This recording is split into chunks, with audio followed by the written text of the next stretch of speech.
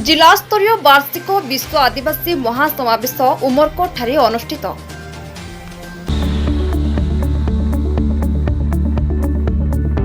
2024 August 9 तारिख जिलास्तरीय महासमावेश उमरकोट बहुत धूमधाम पालित होइछि।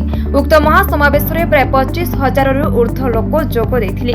उक्त कार्यक्रम अवसर में शिक्षा मंत्री श्री नित्यानंद गंड, पूर्वतन सांसद श्री रमेश चंद्र माझी, श्री सनराज गंड, श्रीमती राधा भद्रा, डाबुगां विधायक श्री मनोहर रंदारी, उमरकोट जनजाति मंच ब्लॉक सभापति श्री बीरसिंह माझी, उपसभापति गंगाधर माझी, जिला कोषाध्यक्ष दशरथ गंड, जिला जनजाति मंच जिला सभापति श्री रतन माझी, उपसभापति गोपीनाथ माझी, दक्षिण ओडिशा सभापति श्री अर्जुन भद्रा, मुख्य कार्यकारी श्री सनधर माझी, श्री मोहन माझी, उमरकोट कार्यकर्ता किरत माझी, जयराम भद्रा, दीनाथ गंड, विषम गंड, पदुराम गंड, भजनाथ गंड, बलराम नायक, हीरालाल माझी, नरसिंह माझी जोग देथिले।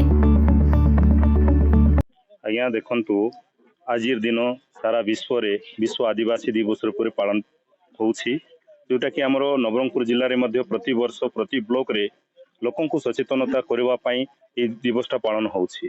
देखंतु आमर आदिवासी मान जो माने कि आमे विभिन्नता हेइकि भिन्न भिन्न एरिया में बांटी हेइकि होछु, तो गोटे मंच रे आमे आसी पारनु, जोटा कि आदिवासी दिवस माध्यम रे आमे समस्त एकत्रित हेइकि आमर निजर जो हक अधिकार आज जो पाइबारे आमे वंचित अच्छु, बारंबार सरकार को दाबी दिया होछि, से दाबी सत्य मध्य आमे हासिल करि पारनु। ता उपरे आज भी दाबी दिया होछि आजिर दिन रे। ता सहित आदिवासी कर जो भाषा इतिहास जो परंपरा जहाँ जो रही धीरे धीरे लुप्त होगा पई जाउछि, ताकू केमती आमे उज्जीवित करवा। समस्ते ए आदिवासी कर जो हक अधिकार आदिवासी लोक भी जानि पार नहंती, अनेक लोक सेमानक पाखरे केमती वार्ता जीवो, ता सहित इतिहास कायम रहिबो, एई सबु विषय नै करी आमे प्रति वर्ष पालन होछि। ए वर्ष मध्य नवरंगपुर जिला उमरकोठारे एक विशाल रैली माध्यम रे हजार हजार जन समागम होइथिला। आउ एई वार्ता आमर जो ओडिशा तथा आमर नवरंगपुर जिला रे मध्य जन जन पर्यंत पहुंचाइबा पई आमे प्रयास करूछु।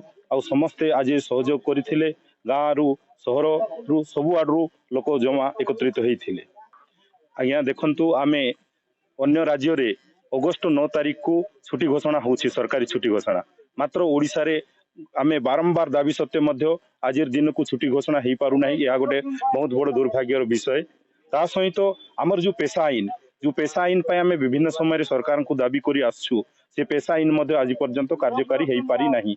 तत्सह आमर आदिवासी अंचल रे जोटा कि ग्राम सभा को मान्यता दिया जाउथिला, से ग्राम सभा मध्य अब धीरे धीरे सरकार सबू को खत्म करबा पई जाउछंती, जोटा कि ग्राम सभा माध्यम रे जेकोनोसी गाँ रो स्थिति परिस्थिति तथा गाँ रो विकास पई जहाँ ग्राम सभा माध्यम रे पारित होउथिला सेटा ही पारु नाही। तो एई सबू विषय नै करी आज आमे 10टा दाबी सरकार को देइछु। आ दाबी सरकार यथाशीघ्र विचार को नियंतु और पूर्ण करंतु।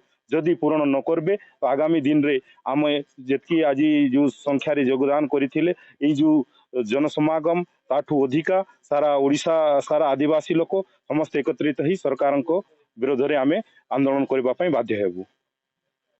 मो ना हूँ रवींद्रनाथ माढ़ी, राज्य संयोजक आदिवासी महासंघ ओडिशा रो। आमे मिलित जाति संघ द्वारा घोषित विश्व आदिवासी दिवस को आज नवरंगपुर ठारे पालन करा हेछि, जोथिरे भव्य भाव में पालन हेछि। हजार हजार संख्या रे स्थानीय आदिवासी गण उपस्थित हेथिले। एई दिवस पालन कर उद्देश्य है आदिवासी मानकर राजनैतिक, संवैधानिक, आर्थिक एवं सामाजिक अधिकार सहित परंपरा रीतिनीति को केमिति बजाय रहिबो एवं परंपरा रीतिनीति माध्यम रे प्रकृति को केमिति बैलेंस मेंटेन करी सारा विश्व को केमिति तांकर गुरे बैलेंस रो एवं उत्तम समाज दे पारिबे, परिवेश दे पारिबे, ता उपरे मिलित जाति ता उपरे हमर आलोचना हुए। एवं आदिवासी माने निजर दैनंदिन लाइफ रे रूढ़ी प्रथा माध्यम रे प्रकृति को केमिति बैलेंस मेंटेन करबा सेगुरा सिखै सारा विश्व रे शांति एवं उत्तम वार्ता वातावरण तैयारी करिया पई एई दिवसटी पालन करा जाय।